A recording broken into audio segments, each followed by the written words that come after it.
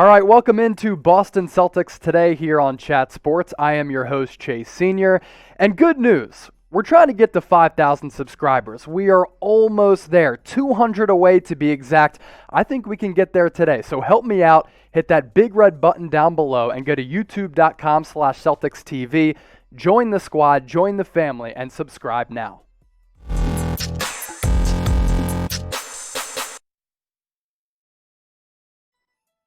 You're watching Boston Celtics today here on Chat Sports, and we're going to have a lot of fun on today's show because Rodger Sherman of The Ringer put together a fascinating list consisting of star players who the Boston Celtics almost traded for over the last several years, and he coined it the almost Danny Ainge All Stars. Included all of these players that the Celtics were rumored to be interested in leading up to the trade deadline during the offseason as well. And I know it's speculation, I know it's conjecture, I know it's a bunch of hypotheticals, but here at Chat Sports, when we discuss these types of things, we can always have fun with what-if scenarios, and we're about to break down all of these notable star players. It's worth it to go through this list because imagine if Danny Ainge was able to pull the trigger on some of these marquee superstars. So I want to divide this into two categories. Defending Danny Ainge, but also throwing out reasons why people can be critical of the job he's done as the president of basketball operations because he has been under the microscope the last couple of seasons. The positives. He did assemble the Boston Big Three that brought the Celtics their last world championship, and those days with Paul Pierce, Kevin Garnett, Ray Allen, they were really fun teams to watch, and they brought you a Larry O'Brien trophy. Danny Ainge also robbed the Philadelphia 76ers in that draft night trade back in 2017 when the Sixers moved up to take Markelle Fultz. He ended up being a bust, and the Celtics were able to land their future superstar in Jayson Tatum. I put the trade for Kyrie Irving on here because, yes, it didn't work out for both parties, but I give Ainge credit for at least being aggressive and trying to make a move to better the ball club. Also, the Celtics made the Eastern Conference Finals last year, and they do have a powerful trio with Jayson Tatum, Jaylen Brown, and Brad Stevens, which is going to have this franchise contending for championships for years to come if they stay together. Why does Danny Ainge deserve some heat a little bit? Why is he under the microscope? No title since that aforementioned 2007-2008 season. Boston is mysteriously having a down year, and Danny Ainge didn't make any major trades at the NBA trade deadline to upgrade this roster when I think they really needed to upgrade the roster, especially at the front court. Didn't trade for a guy like Nikola Vucevic, and didn't use that trade exception, which is a really valuable asset that was worth more than $28 million. So let's take a look and break down this list of the star players, the Danny Ainge almost all-stars that Rodger Sherman listed in The Ringer. And we begin with James Harden. So prior to him getting traded to the Brooklyn Nets, reports indicate that the Celtics were all in on one of the most prolific offensive players of all time. Danny Ainge even confirmed that he had numerous talks with the Houston Rockets about bringing James Harden to Boston. And the Boston Sports Journal threw out a report that the Rockets wanted a hefty trade package, and that's what you have to expect when you try to go after a player of this caliber that would have consisted of Jaylen Brown, Marcus Smart, and multiple first-round picks. So, if you were in Danny Ainge's shoes, would you have made this trade for James Harden? Man, what a trio that would have been alongside Jayson Tatum and Jaylen Brown. If you would have made the deal, type Y for yes. If not, type N for no. Let's turn the clocks back several years to Chris Paul. Danny Ainge went on the Bill Simmons podcast back in 2013 and said that in 2005, we're talking 16 years ago, he nearly pulled the trigger that would have sent Paul Pierce to the New Orleans Pelicans, bringing Chris Paul to Boston. Fascinating revisionist history there. 2005, that was Chris Paul's rookie year out of Wake Forest, and Paul, as we know, his trade to the Lakers was turned down by David Stern, and he was sent to the Los Angeles Clippers. So the Boston Celtics ended up not sending Paul Pierce in exchange for Chris Paul. Would have been a pretty wild deal that would have sent ripple effects throughout the rest of the NBA. More recent, Jimmy Butler. The Chicago Tribune reported back in 2016 that the Celtics were in advanced discussions to acquire Jimmy Buckets, and the deal reportedly would have included multiple first-round picks as well as Jay Crowder. Butler was then traded from the Chicago Bulls to the Minnesota Timberwolves in 2017, and his NBA Finals run last year, stuff of legends. Other than LeBron James, he was the second best player on the court, and as we know, Jimmy Butler is one of the most biggest alpha dogs across the NBA. He would have fit in perfectly in that blue-collar culture with the Boston Celtics. What about Paul George?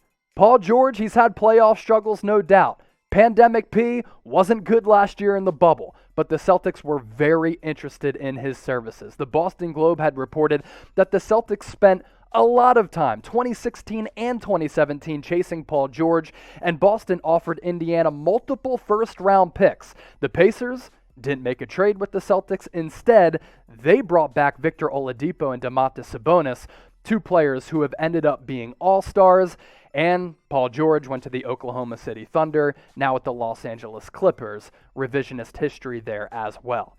Anthony Davis. So there were a bunch of rumors about the Celtics' interest in AD. It wasn't hot and heavy like some of these other marquee players, but the Celtics did check in on Anthony Davis when he was with the New Orleans Pelicans. If you remember, though, Davis and his camp, including Rich Paul and Clutch Sports, weren't high on the prospects of AD going to Boston, and Davis had said that he wasn't willing to sign a long-term deal with the Boston Celtics, and that's why Danny Ainge didn't make this deal either. Pick a player for me. I did not put Paul George in here because Bubble P was a disaster. Who are you going to pick? Chris Paul type CP, James Harden type JH, Jimmy Butler type JB, Anthony Davis type AD. A few more players I want to get to here on the Almost-Ainge All Stars, according to the Boston Globe. Danny Ainge loved him some Kevin Love, no doubt about that. And the Timberwolves were asking for a haul. This is when Kevin Love was at the peak of his powers, 20-10 guy. But Minnesota was hesitant to do a deal with the Celtics because Danny Ainge and the C's had fleeced Minnesota a few years prior in the Kevin Garnett trade, which helped win the Boston Celtics that NBA championship that's coveted in the city of Boston. Kevin Love didn't end up being a Boston Celtic. And then we go to present day, this past NBA trade deadline a few weeks ago. The Celtics were checking in on Nikola Vucevic, who was then sent to the Chicago Bulls. There was interest there between the Celtics and Aaron Gordon. He got sent to Denver. And then Miles Turner is still on the Indiana Pacers, was not dealt, but there were rumors out there that Boston was interested in the big man from Indiana who's under contract for the next few years. So Danny Ainge has been the president of basketball operations for this franchise for a long time. He brought Boston its last championship in 07-08, but haven't won it since. So this is what I want you to do. Grade Danny Ainge, the executive. Get into the comments and let me know A, B, C, D, or F. Today's show brought to you by our friends at Newsbreak. So you tune in to Celtics Today to get your Celtics news. But if you're living in the Boston area, not just talking about the city, here's what our friends at Newsbreak are doing. If you go to chatsports.com/CelticsNB, you can get all of your news, politics, weather, sports, and pop culture happenings in and around Boston on one specific feed. And it is a fantastic app because everything that you need to stay up to date with everything that's happening in Boston or in the neighborhoods around Boston, you can have it right on your phone thanks to the Newsbreak app. And here's another great feature. All you have to do is enter your zip code and you get all of the happenings that are happening right in your neighborhood, right on your device. So go to chatsports.com/CelticsNB and download the Newsbreak app now.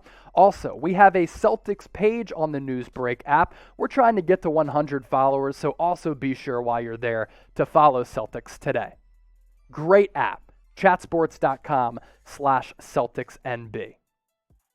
We continue on Celtics Today. Let's get to the latest news and rumors on the Boston Celtics, and we want to check in on some health updates concerning this team right now. So Evan Fournier, since his disastrous start with the Boston Celtics, has been better, but unfortunately for Boston, he's going to miss Tuesday's critical game against the Philadelphia 76ers.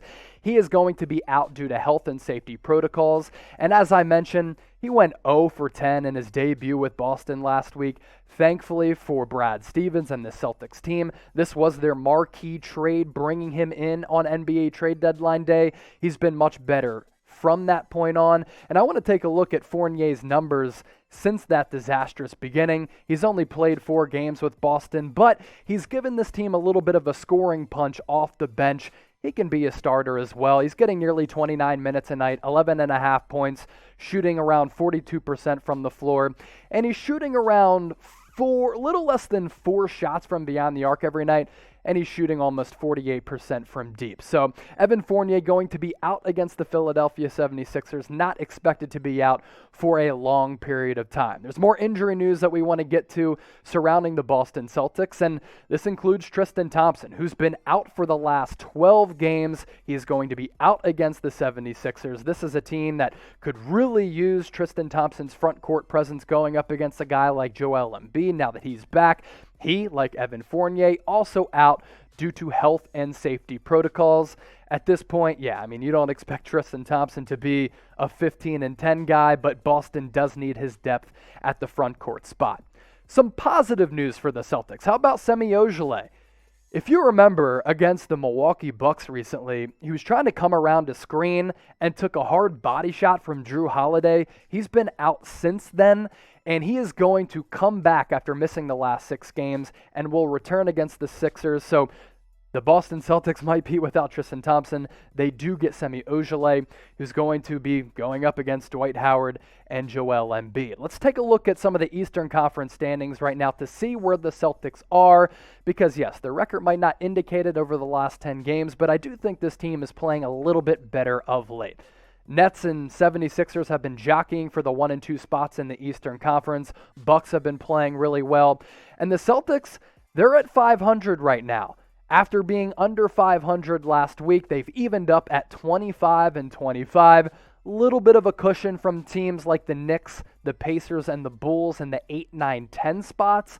But Boston starting to get it together after those trade deadline acquisitions, bringing in guys like Evan Fournier and Mo Wagner. They've been much better of late. Before we head out, hey, I want you to hit me with your one-word reaction to seeing Paul Pierce's IG Live over the weekend. He was let go by ESPN. He went on IG Live, and there were, I guess, strippers involved. So give me your one-word reaction to seeing Paul Pierce's IG Live over the weekend, and I want to see what you come up with. Try to keep it clean, though.